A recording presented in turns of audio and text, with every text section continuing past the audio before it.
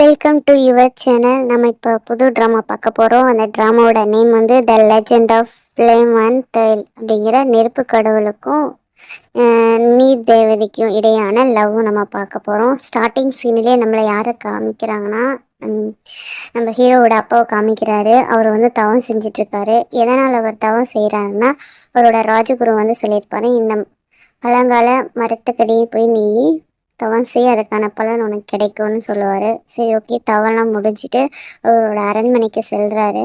அங்கே போனோடனையும் மந்திரிங்களாம், வாங்க ராஜா, நீங்கள் தவம் செஞ்சுட்டீங்க, நல்லபடியாக, எந்த பிரச்சனையும் இல்லையே, உங்களுக்கான வாரிசு அடுத்தது வரப்போகுதா அப்படின்னு கேட்கக்குள்ள, நான் ராணி தான் பார்க்க போகணும், நீங்கள் போய் வைக்க வேலையை பாருங்கன்னு சொல்லணும். ராணியை பார்த்துட்டு, ராஜா உங்களுக்கு இப்படி இருக்குது, இப்போ ஓகேவா, என்ன நம்ம ரொம்ப நாள் கழிச்சு இப்போ நமக்கு குழந்தை கிடைக்குமான்னு, அதெல்லாம் வாய்ப்பு 100% இருக்கும். அதுக்கு வந்து நம்ம ராஜகுரு என்ன சொன்னாருன்னா, 2 எக்கு வந்து நம்ம சத்தியாவில் இது பண்ணிவிட்டு அதுலேருந்து கரு உருவாக்க சொன்னார். அது மட்டும் இல்லாமல் அவங்ககிட்ட இருக்குல்ல அந்த ஒயிட் தாமரை, அதை வச்சு பண்ண சொன்னார் அப்படின்ட்டு 2 எக்கை வச்சு ஒயிட் தாமரை மேலே வச்சுட்டாங்க பாதுகாப்புக்கு. அது வந்து ஒரு பொண்ணாக மாதிரி இருக்குது. அந்த பொண்ணு சத்தியை கொடுத்துட்டு நீ கிளம்பிடுறாங்க.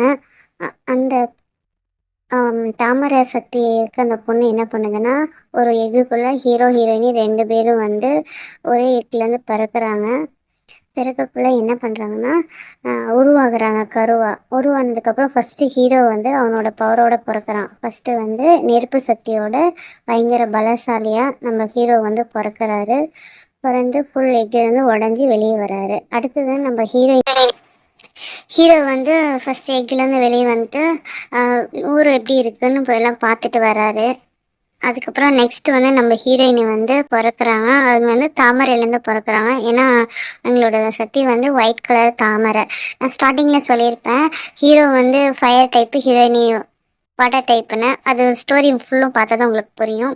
அதுக்கப்புறம் ஹீரோவோட அம்மா அப்பா என்ன சொல்கிறாங்க, சரி ஹீரோ பிறந்து வந்துட்டார், நம்ம வந்து உன்னை தவம் செய்ய சொல்லிவிட்டு அந்த மரத்துக்கடியை போய் தவம் செய்ய சொல்லணும் அப்படின்னு சொல்கிறாங்க. அதுக்கப்புறம் ஹீரோவோட அப்பாவும் சரி ஓகேம்மா, நான் அவர்கிட்ட பேசுகிறேன், அவரை போய் தவம் இருக்க சொல்கிறேன். அது மட்டும் இல்லாமல் தாமரையிலேருந்து வந்து அந்த பொண்ணையும் பாதுகாப்பு அனுப்பலான்னு சொன்னேன், ஓகேம்மான்னு சொல்கிறாங்க. அப்புறம் 2 பேர் சேர்ந்து தவம் செஞ்சிட்ருக்கக்குள்ள ஹீரோக்கு உடம்புல வந்து க்ரீன் கலர் பவர் வந்து ஏறுது. என்னது கொஞ்சம் வித்தியாசமாக இருக்குதுன்னு சொல்லிட்டு நம்ம ஹீரோவோட கையை வந்து ஹீரோயினி பிடிக்கக்குள்ள அவங்க 2 பேருக்குள்ள ஒரு பாண்டிங் ஒன்று உருவாகுது. என்ன பாண்டிங்னா வந்து இவங்க 2 பேரும் தான் ஹஸ்பண்ட் ஒய்ஃப் அப்படிங்கிற சம்மந்தமாக அந்த நரம்பு ஒன்று வந்து சேர்ந்துருது.